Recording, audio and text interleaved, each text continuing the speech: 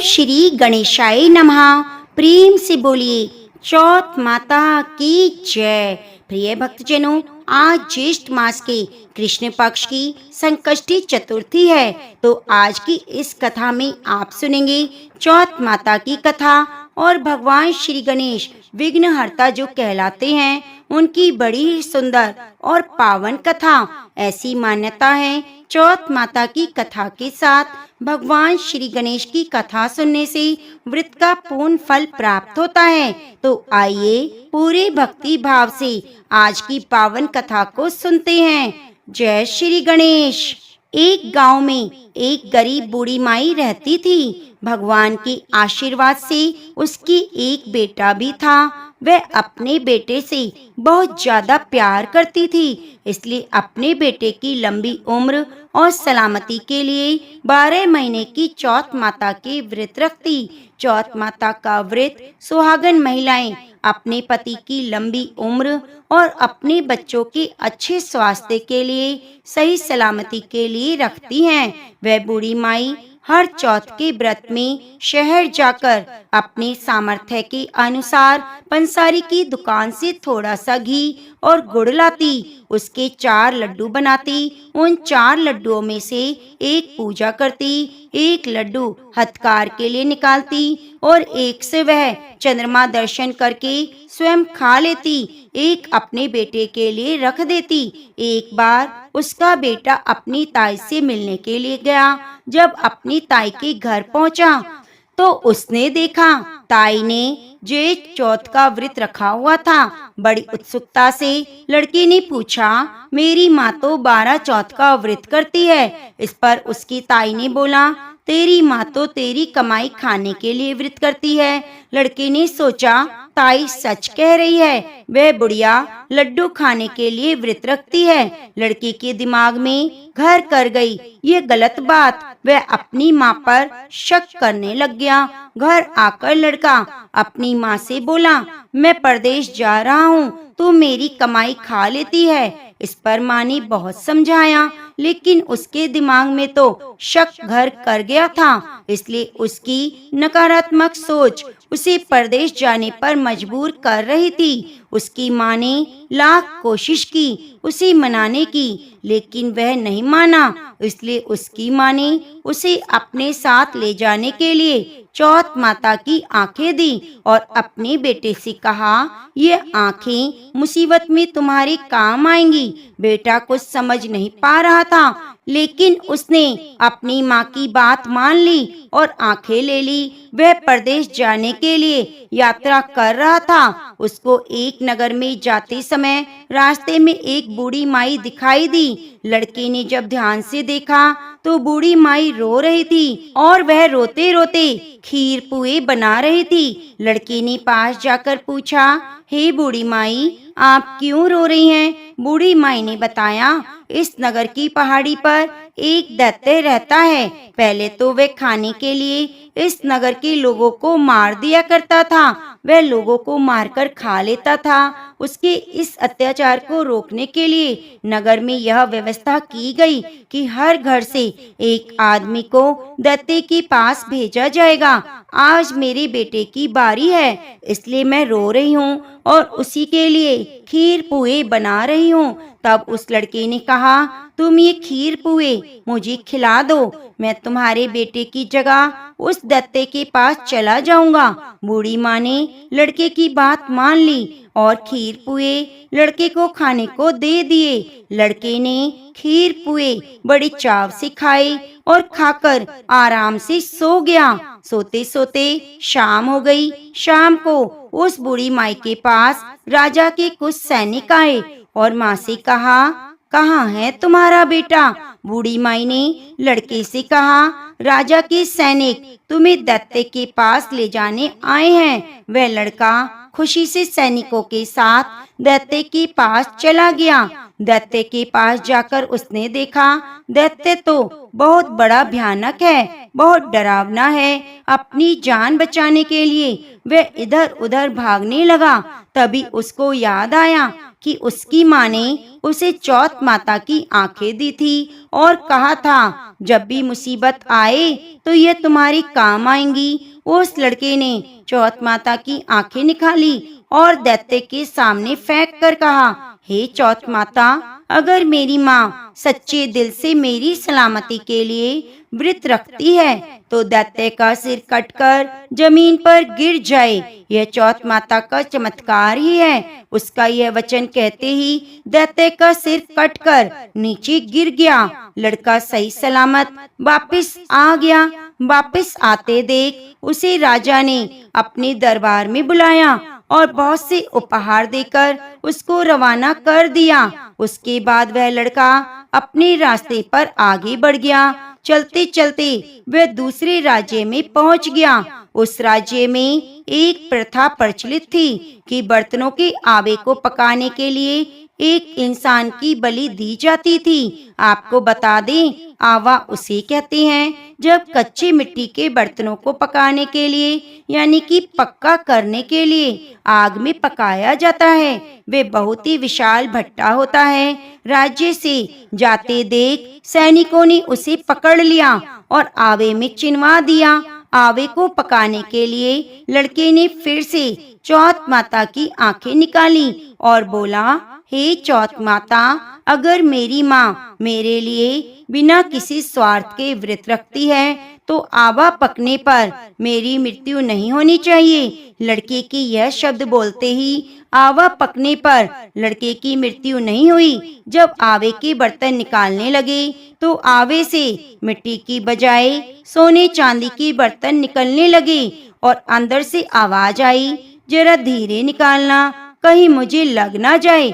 ऐसा सुनकर बर्तन बनाने वाले हैरान हो गए और सोचने लगे अंदर से आवाज कैसे आई, कोई भूत प्रेत तो नहीं। तो उन्होंने धीरे से आवे को उठाकर देखा तो उसमें लड़का जिंदा था। वे उसे निकालकर राजा के दरबार में ले गए। राजा भी बहुत हैरान हुआ। राजा ने लड़के से पूछा, आखिर तुम आवे में जिंदा कैसे बच गए? लड़की ने उत्तर दिया, मेरी माँ मेरे लिए 12 चौथ के व्रत करती है, इसलिए चौथ माता की कृपा से मैं सही सलामत निकल आया। राजा को लड़के की बात पर यकीन नहीं हुआ, इसलिए राजा अपनी आंखों से चौथ माता का चमत्कार देखना चाहता था। राजा ने चांदी की सुराही मंगाई। लड़के से कहा, अगर तुम सच बोल रहे हो तो सुराही की नली से निकलकर दिखाओ। सुराही एक ऐसा बर्तन होता है जो घड़े के जैसा होता है। फर्क सिर्फ इतना है कि इसका मुंह घड़े के मुकाबले अधिक लंबा और बारीक होता है। तब लड़के ने देखा एक भंवरा सुराही के मुंह से निकलकर बाहर आ गया। तो लड़के ने चौथ माता का नाम लेकर आंखें निकाली और कहा, हे चौथ माता, अगर मेरी माँ तुम्हारी 12 महीने की व्रत रखती है तो मैं भंवरा बनकर सुराही के मुंह से बाहर निकल जाऊं। देखते ही देखते राजा की आंखों के सामने वह लड़का भंवरा बन गया और सुराही के मुंह से बाहर निकल आया। राजा ने यह चमत्कार देखा और आश्चर्यचकित हो गया। राजा बहुत खुश हुआ। राजा इतना खुश हुआ कि राजा ने अपनी पुत्री की शादी उस लड़के से करवा दी। पूरे नगर में राजा ने प्रचार करवा दिया कि नगर की सारी महिलाएं चौथ माता का व्रत करें। लड़के को विदेश में बहुत समय बीत गया।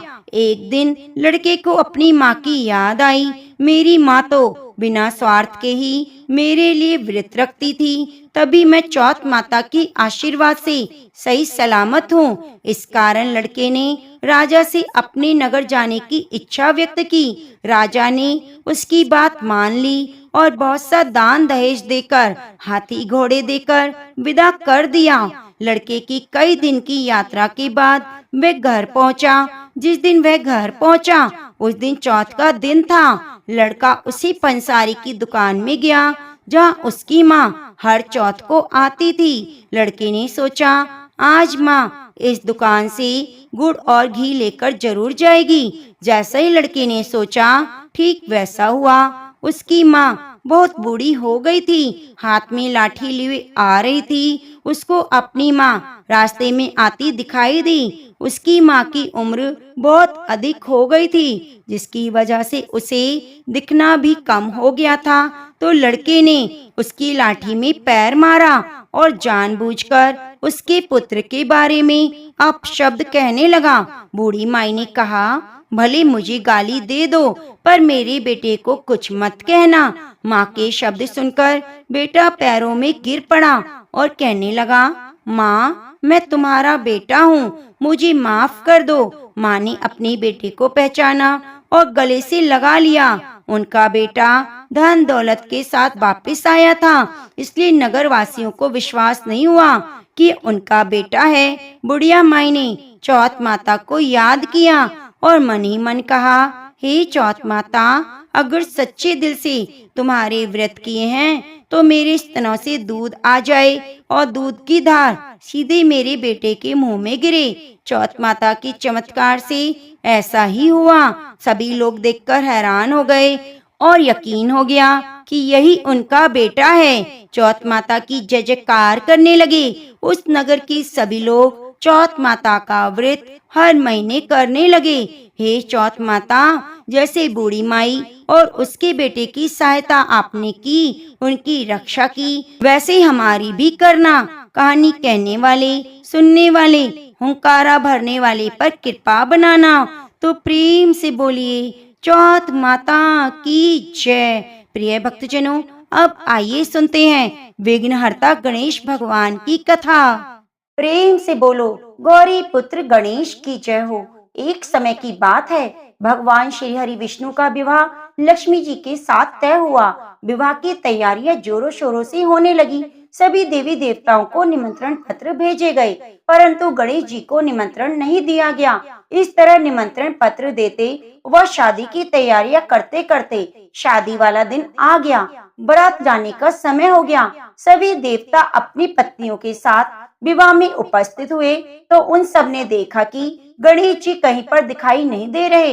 तो वे सारे के सारे आपस में चर्चा करने लगे, क्या बात है, गणेश जी को न्योता नहीं दिया गया या फिर गणेश जी आए ही नहीं। सभी को यह जानकर बड़ी हैरानी हो रही थी। तभी सभी ने विचार किया, चलो विष्णु जी के पास चलते हैं और उन्हीं से पूछते हैं। तो विष्णु जी के पास जाकर उन्होंने कहा, हम आपसे एक बात पूछना चाहते हैं कि आपने गणेश जी को बुलाया या नहीं, फिर वे अपनी इच्छा से आए ही नहीं। तो विष्णु जी कहने लगे, गणेश जी के माता पिता को हमने न्योता भेज दिया है, अगर वे आना चाहते हैं तो उनके संग आ जाएंगे, अलग से न्योता देने की जरूरत नहीं। दूसरी बात यह है कि उनको 1.25 मन मूंग, 1.25 मन चावल, 1.25 मन घी, 1.25 मन लड्डू का भोजन दिन भर चाहिए। अगर हम उन्हें बारात में लेकर जाएं तो उन्हें इस तरह खाता देखकर सारे लोग हम पर हंसेंगे। दूसरे के घर जाकर इतना सारा खाना पीना अच्छा भी नहीं लगता। इस तरह बात चल रही थी तो किसी ने सुझाव दिया कि अगर गणेश जी आ जाएं तो क्या द्वारपाल बनाकर घर पर बिठा देना, कह देना कि तुम घर का ध्यान रखना। गणेश जी को यह नहीं लगेगा कि उन्हें बुलाया नहीं। तो विष्णु जी को यह बात पसंद आई और उन्होंने गणेश जी को न्योता भेज दिया। न्योता मिलते ही गणेश जी बड़े प्रसन्न होकर सज धज कर आ पहुँचे। तो विष्णु जी कहने लगे, आप घर की रखवाली करना, घर की रखवाली के लिए कोई रिश्तेदार तो चाहिए, तो मुझे आपसे समझदार और जिम्मेदार कोई दूसरा नहीं लगा। तो यह सुनकर गणेश जी बहुत प्रसन्न हुए और गणेश जी को घर की रखवाली के लिए बिठा दिया। बारात वहाँ से चल दी। नारद जी ने देखा गणेश जी दरवाजे पर बैठे हैं और बारात सारी चली जा रही है। तो वे गणेश जी के पास गए, पूछने लगे, तुम बारात में क्यों नहीं जा रहे। तो गणेश भगवान कहने लगे, मुझे तो घर की जिम्मेदारी दी है, कोई समझदार आदमी घर की रखवाली के लिए होना चाहिए, इसलिए मैं यहाँ पर रुक गया हूँ। तो नारद जी कहने लगे, उन्होंने आपका अपमान किया है, विष्णु जी तो आपको बुला ही नहीं रहे थे। जब सबने पूछा तो वे कहने लगे कि उनके कान बड़े बड़े, सूंड मोटी मोटी, पेट बड़ा बड़ा, यह देखकर लोग हंसेंगे। और उनका खाना कितना है, 1.25 मन लड्डू, 1.25 मन चावल, 1.25 मन घी, बारात में ले जाकर मेरे ससुराल वालों की तो बदनामी होगी। बारात में देखो कैसे बाराती आए हैं। तो ये सुनते ही गणेश जी को बहुत गुस्सा आया।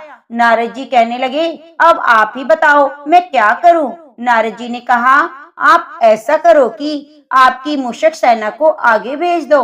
उनसे कहना आगे जाकर सारा रास्ता खोद डाले, जिससे उनके वाहन धरती में धंस जाएंगे। इस तरह से परेशान होंगे तो वह आपको सम्मान पूर्वक बुलाएंगे, क्योंकि विष्णु जी भूल गए हैं कि आप सर्वप्रथम पूजनीय हैं। तो गणेश जी ने नारद जी के कहते ही अपनी मूषक सेना को जल्दी से आगे भेज दिया और कहा कि सारी जमीन को खोद कर देना।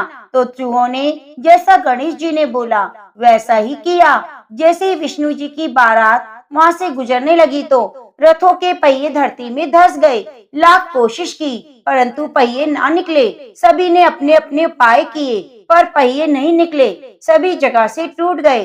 अब किसी की समझ में नहीं आ रहा था कि वह क्या करे। उधर शादी का मुहूर्त निकला जा रहा था तो विष्णु जी बड़े ही परेशान थे। तब नारद जी वहां पहुंचे और कहा कि आप लोगों ने गणेश जी का अपमान करके अच्छा नहीं किया है। यदि उन्हें मनाकर लाया जाए तो आपके कार्य सिद्ध हो जाएंगे और आप पर आया संकट टल जाएगा। शंकर भगवान ने अपने दूत नंदी को भेजा। नंदी गणेश को लेकर आए। गणेश जी का आदर सम्मान के साथ पूजन किया। तब जाकर कहीं रथ के पहिए निकल तो गए और जगह जगह से टूट फूट गए। अब उन्हें सही कौन करे। पास के खेत में एक खाती काम करता था। उसे समाचार भेजा गया कि सारे रथों के पहिए सही कर दो। वे अपने खेत का काम छोड़कर कारीगर का सारा सामान लेकर वहां आ गया। जैसे ही वह रथ के पास बैठा तो कहने लगा, श्री गणेशाय नमः। ऐसा कहकर गणेश जी की मन ही मन वंदना करने लगा। देखते ही देखते गणेश जी ने सभी पहियों को थोड़ी देर में ठीक कर दिया। तो वह देखकर नारद जी से कहा कि मैं आपसे एक बात पूछना चाहता हूँ कि आपने श्री गणेशाय नमः क्यों कहा। तो खाती ने कहा, हे देवताओं, आपने सर्वप्रथम गणेश जी को नहीं मनाया होगा, ना ही पूजा की होगी, इसलिए संकट आया। तो नारद जी विष्णु भगवान से कहने लगे, हमने गणेश जी को सर्वप्रथम पूजनीय बनाया था और आज ही हम उन्हें भूल गए। हमसे मूर्ख और अज्ञानी कौन हो सकता है। तो ये सुनते ही विष्णु भगवान गणेश जी से माफी मांगते हैं और गणेश जी की पूजा करते हैं, उनका ध्यान करते हैं। फिर सारे मिलकर गणेश जी का जयकारा लगाते हैं। यह सब देखकर गणेश जी बहुत प्रसन्न होते हैं और नारद जी भी गणेश जी की ओर देखकर मंद मंद मुस्कुराने लगते हैं। बारात वहां से चल पड़ी।